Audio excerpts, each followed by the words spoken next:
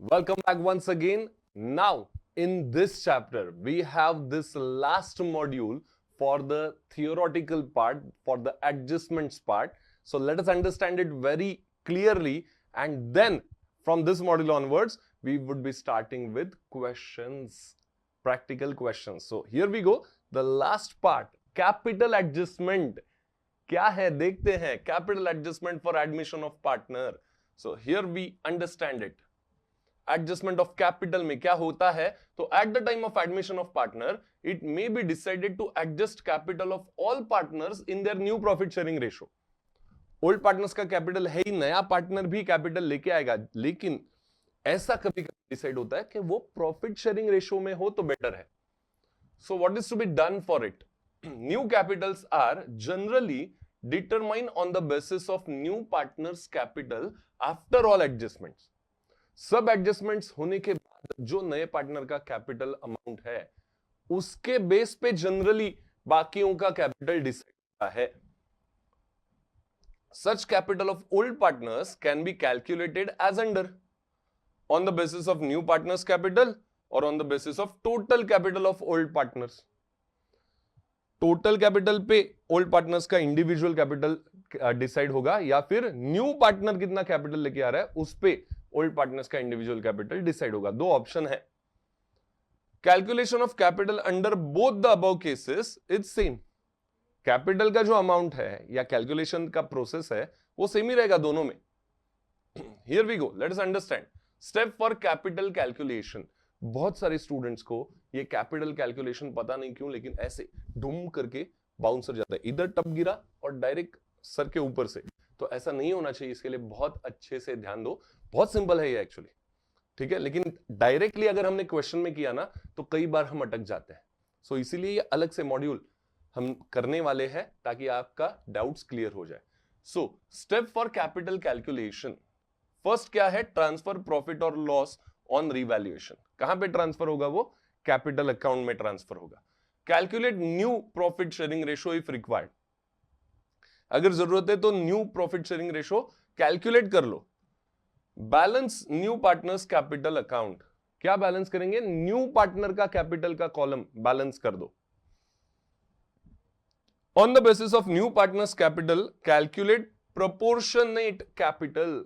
नए पार्टनर का जो कैपिटल का बैलेंस आया उस हिसाब से प्रोपोर्शनेट कैपिटल कैलकुलेट करो. अभी उसके लिए ये हेल्प करेगा हमें न्यू पीएसआर. कैसे? हम प्रैक्टिकली देखेंगे ही, लेकिन ये स्टेप्स याद रखो. ये स्टेप वाइज जाएंगे तो अपने आप आंसर मिलेगा. Now old partners new capital is equal to, formula देख लो, balance in new partners capital account divided by new partners share, only numerator वाला share, into old partners share. वापस फॉर्मूला समझ लो. Old partners new capital is equal to balance in new partners capital account, ये step 3, divide by new partner share, वो तो हमें पता रहेगा न्यू पार्टनर का शेयर क्या है, इनटू ओल्ड पार्टनर शेयर, वो भी हमें पता है, जो पार्टनर का कैपिटल निकलना है उसका शेयर भी हमें पता ही है, राइट. सो ये फॉर्मूला है. नाउ ये देखो यहां पे भी ओनली न्यूमरेटर बोला है, डिनोमिनेटर नहीं लेना शेयर में. चलो अभी प्रैक्टिकली देखते हैं, एक एग्जाम्पल लेते हैं तो बहुत अच्छे से समझेगा. अभी तक सर आपने क्या बोला हमने याद रखने की कोशिश को तो किया है, लेकिन इंप्लीमेंट कैसे करेंगे ये तो बताओ. ये देखो ये बता ही रहा हूं. A and B admitted C for 1/4 share in profits. C contributed 30,000 as his capital. Calculate capitals of A and B if it is decided to adjust capitals in new firm in NPSR. ये last वाला line बहुत जरूरी है. Calculate capital of A and B, ये तो ठीक है. If it is decided to adjust capitals in new firm in what? New profit sharing ratio. तो सबसे पहले न्यू प्रॉफिट शेयरिंग रेशो पता करना पड़ेगा, है कि नहीं. सो स्टेप 1, ट्रांसफर प्रॉफिट और लॉस ऑन रिवैल्यूएशन. यहां पे एप्लीकेबल नहीं है क्योंकि यहां पे सब रेडीमेड इंफॉर्मेशन दिया. हमें जब फुल लेंथ क्वेश्चंस करने हैं जो आपने किए हैं अब तक, ये मॉड्यूल आई वुड सजेस्ट आप ले यूजुअल क्वेश्चंस करो जहां पे आपको कैपिटल एडजस्टमेंट नहीं दिया. दोस क्वेश्चंस यू फर्स्ट, तो आपको एक आइडिया आएगा how to solve it. Then जहां पे आपको कैपिटल एडजस्टमेंट का क्वेश्चन है उससे पहले ये एक बार वापस मॉड्यूल देखो तो ज्यादा क्लैरिटी मिलेगा. ओके. नाउ सो यहां पे तो एप्लीकेबल नहीं है कुछ ये, क्योंकि हम कोई अकाउंट नहीं बना रहे, फुल लेंथ क्वेश्चन नहीं अपने पास, खाली इंफॉर्मेशन है इसके लिए। स्टेप टू क्या है? Calculate new profit sharing ratio if required. So calculation of new profit sharing ratio देख लेते हैं। Balance of 1 is equal to 1 minus new partner share. ये तो हमें पता है, ये हमने कब किया है पता है? फर्स्ट मॉड्यूल के सेकंड मॉड्यूल में हमने ये किया है, फर्स्ट या सेकंड मॉड्यूल में। So 1 minus 1/4, so it is 3/4। So this is balance.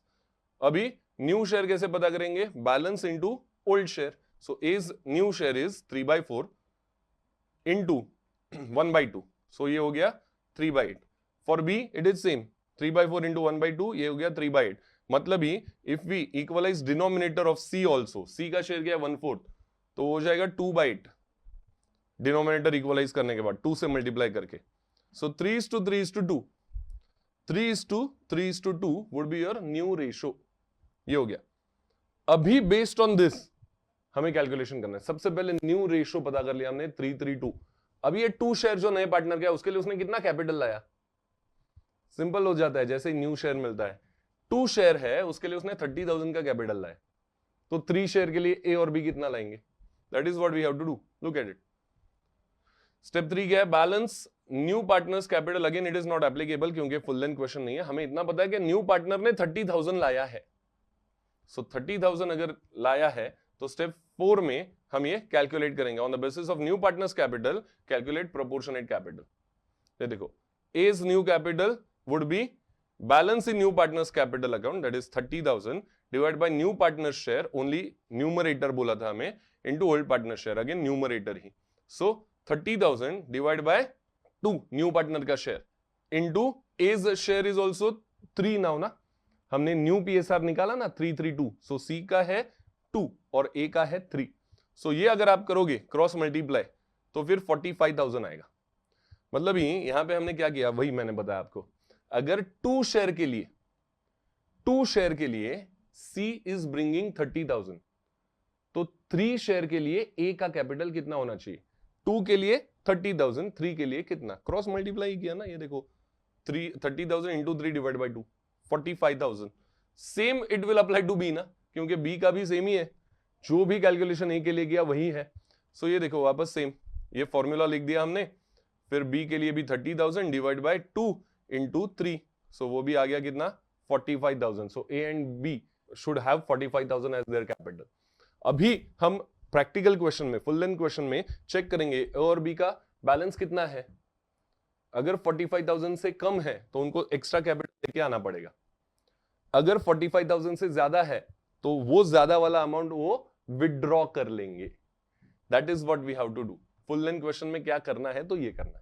ये देखो, if it is calculated on the basis of total capital of old partners, then total capital of old partner after all adjustments हमें देखना पड़ेगा। देखो, A का total capital 45,000, B का total capital 45,000, so it is 90,000। Total capital of firm would be 90,000 adjustment के बाद।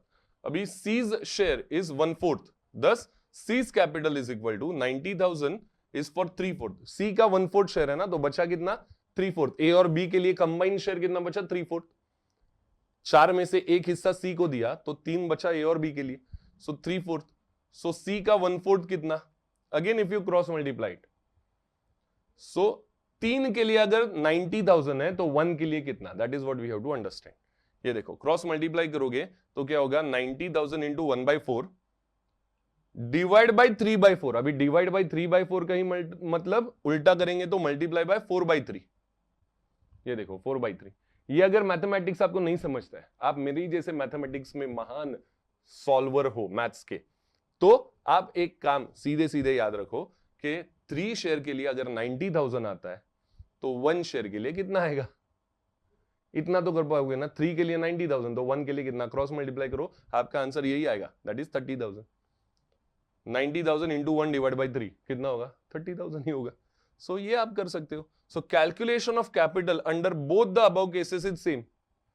पहले हमने 30,000 से 45,000 कैलकुलेट किया, न्यू पार्टनर्स के बेस पे ओल्ड पार्टनर्स का कैपिटल कैलकुलेट किया, that is total 90,000, again 45 plus 45। यहां पे हमने टोटल कैपिटल से न्यू पार्टनर का कैपिटल कैलकुलेट किया। The method is all same, amount same ही आ रहा है। तो आपको जो इंफॉर्मेशन क्वेश्चन में दिया रहेगा, as per that will solve it. So while solving a full length question you will get an idea कि ये कैसे करना है. लेकिन ये जो क्वेश्चन है ना, वो 2-2 मार्क के लिए ऑब्जेक्टिव में शायद पूछ सकते हैं, तो इसका भी प्रैक्टिस रखो. फुल लेंथ क्वेश्चन तो हम अभी करेंगे ही. So now we are done with all the theory part of this chapter. We gonna proceed quickly with a full length questions from our next module.